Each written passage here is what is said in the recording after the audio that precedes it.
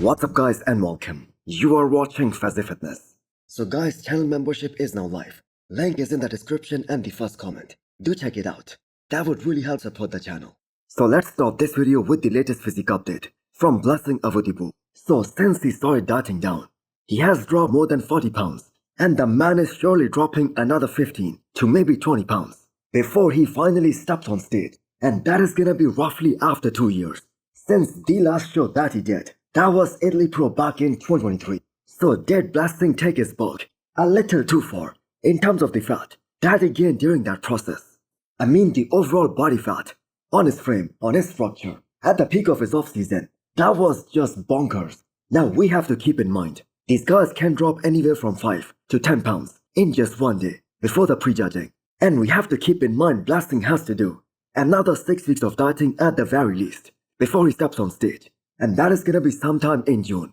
Now if Blessing doesn't select the right shows and keep a strategy in mind in terms of the shows that is gonna go for this year, he's gonna have very hard time qualifying for the Olympia this year and getting another pro win.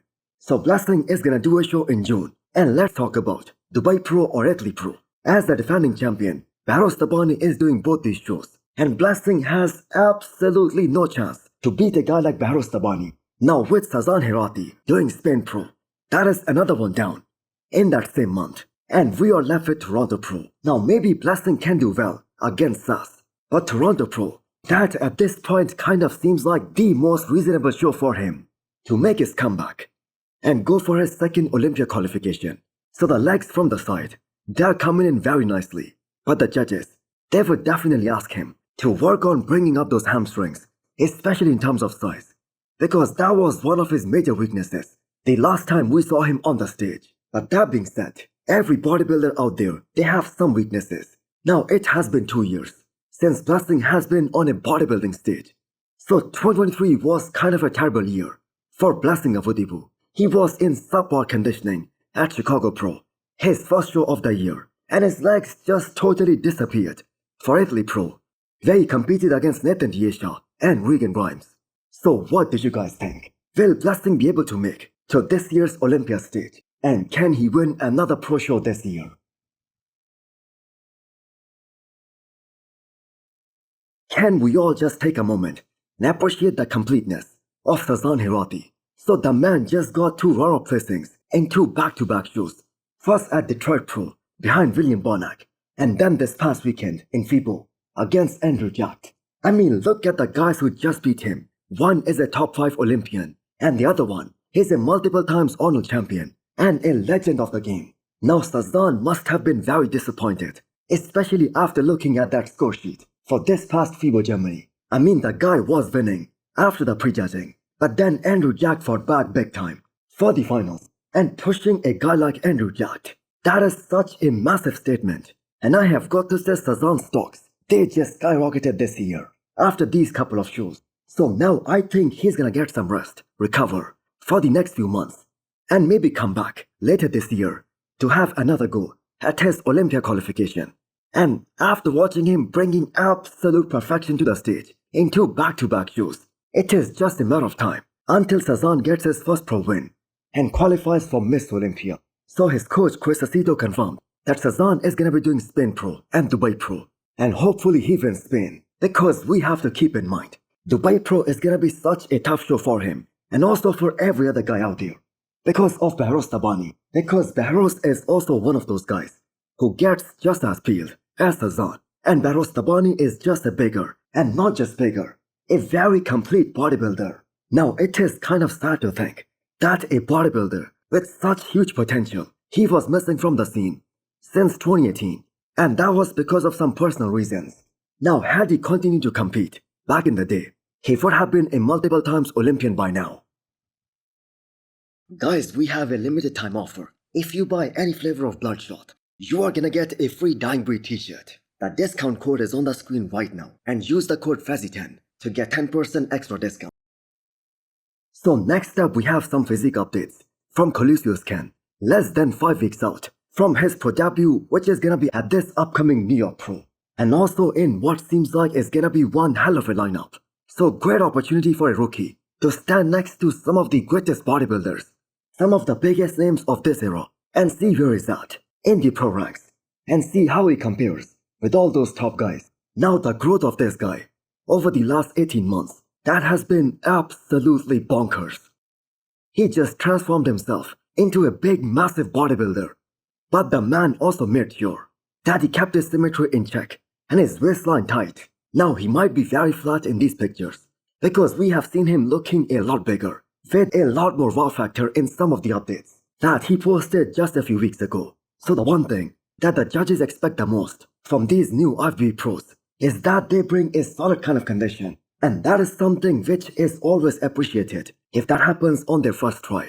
So less than 5 weeks out, and now it's crunch time for Ken. Now I do not think anybody, the fans, the competitors, they initially imagined that the New York Pro, that is gonna have such an immense lineup. Now we all love to see some new genetic freaks, especially in the men's open, and Ken is definitely one of them. So let's just hope that his skin texture, that isn't the same as Carlos Thomas Jr., and he can showcase more detail and more depth. So from the size perspective, Ken is absolutely massive. But will he be as peeled as some of these other top guys? Next up, we have today's physique update from Brett Wilkin. So considering that he wasn't able to train for almost 3 weeks, and just after a week of training, he's looking this good. And the man is also holding on to what is close to his peak off-season weight. That is a job well done by Brett. So Brett also posted a throwback from his prep days with a very interesting caption. Now I would like to think that maybe he's gonna enter a show, or maybe two, before this year's Miss Olympia. I mean, why else would he be talking about starting a prep so soon? So we are also watching a major shift in the mentality of all of these competitors, where a majority of these guys, they are willing to compete closer to the big shows like the Olympia to earn those big paychecks. So was it the reigning Miss Olympia, Samson Dauda, who paved this path by doing France Pro 2 weeks before the Olympia last year? Maybe, because it kind of seems like that gone are the days when the competitors will go through an entire off-season just to do one show per year. So the waist on Brett in that throwback picture, that is so insane.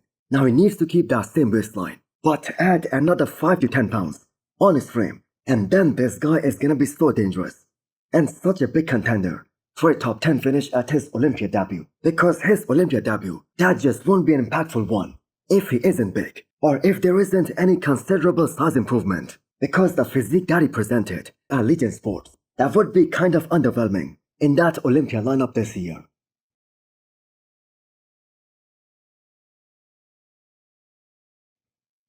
Next up, we have an update from Josema Beast on his road to this year's Pittsburgh Pro. So this guy is gonna be absolutely ripped to the bone for this show as well, and that is evident from his track record as a classic physique competitor.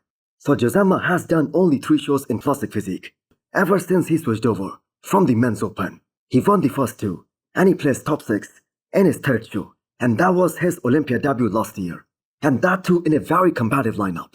So can he improve on his Olympia look? Because conditioning wise, that was pure insanity.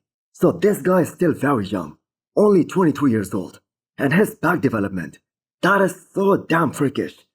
And that screams that he has been training for more than a decade, but that just isn't the case. Definitely one of the best backs in classic physique division right now. So with a hard weight cap, it's gonna be very hard for Josema Beast to put on any muscle, but he's gonna be more dense and get more maturity as he competes more and more. Now Josema has to qualify for the Olympia this year, so chances are that he's gonna continue to compete even after Pittsburgh Pro. So that right there is a great strategy by him, so that he can stay in a striking range of his weight cap. So at this point, he just cannot afford to have a proper bulking season. It's gonna be so damn hard for him to make that weight cut off. So hit the thumbs up button if you liked the video, and smash the subscribe button if you wanna come back for more. Thanks for watching.